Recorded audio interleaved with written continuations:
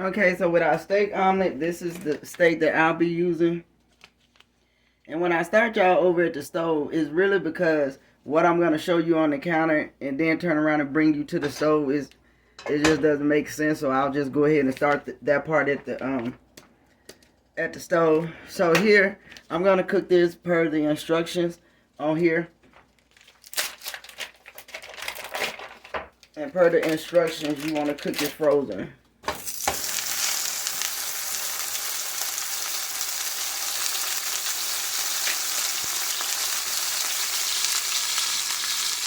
This is the seasoning pack that came along with it, and I'm going to be using half of that.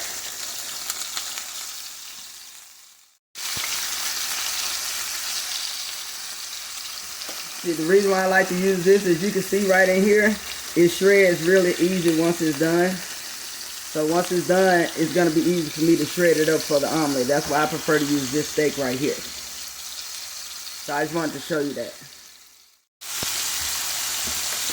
So again, here you can start shredding it in the skillet.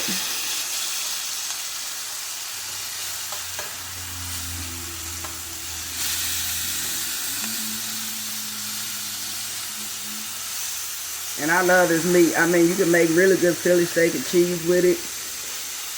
If you're making homemade pieces, you can put it on there.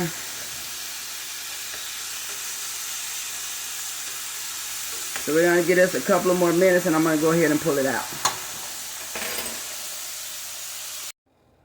Okay, so next what we're going to do, I put a little bit of oil in the pan.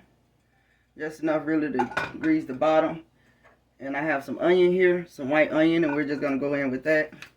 I kind of like to pre-cook my vegetables a little bit before I put them in my omelet.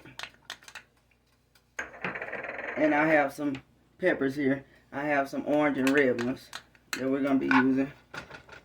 So we're going to go ahead and let those cook for a couple of minutes.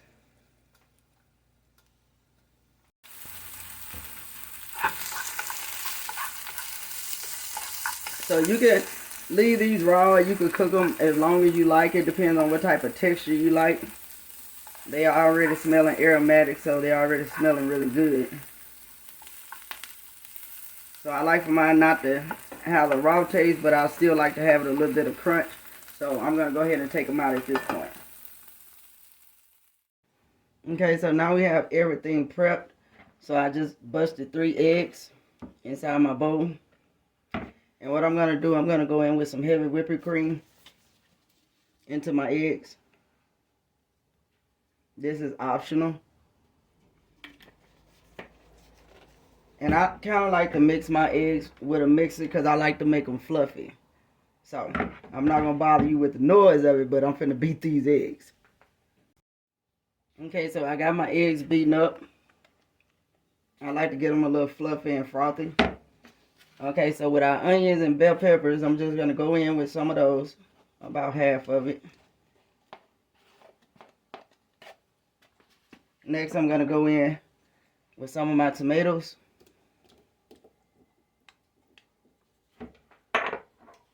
Also, we have some green chilies. These are the ones I'm using.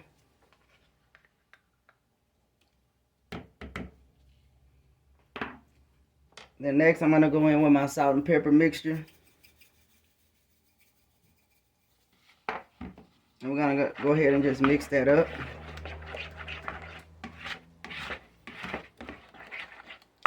Also, I'm not going to do a whole lot, but I'm going to go ahead and drop in some of our meat mixture from a few minutes ago.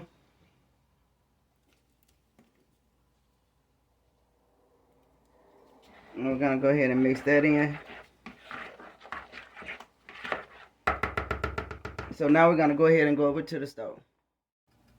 So what I did here, I've already went on ahead and put some butter in my skillet. We're going to go ahead and let that warm up just a little bit. I give my skillet a little time to warm up.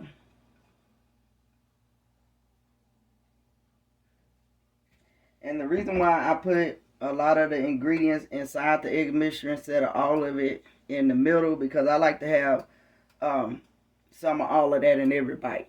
So if I put it in the egg mixture, I know I have some in every bite. So right now we're going to go ahead and dump in our omelet mixture. Go ahead and spread that around.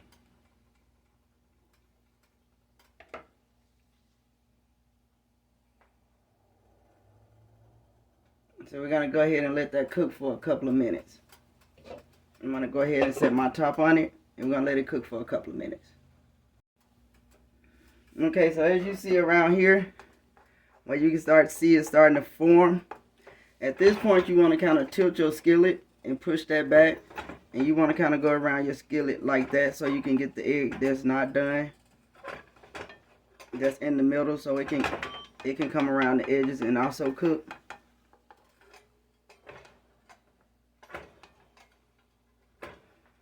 And so we're going to go ahead and put the top back on it for another couple of minutes, and we'll do that again.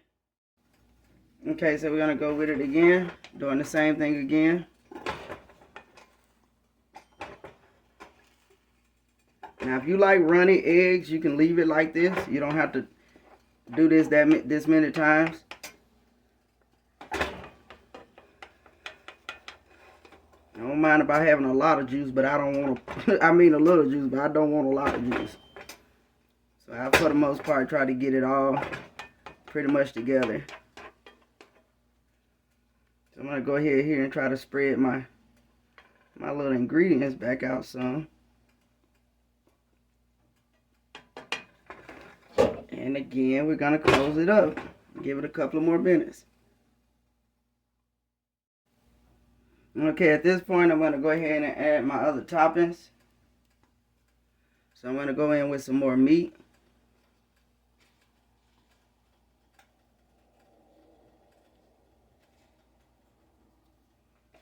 And I'm also going to go in with some cheese.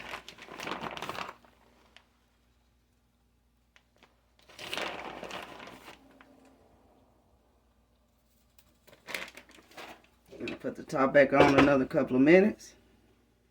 So at this point, we're going to go ahead and try to flip it.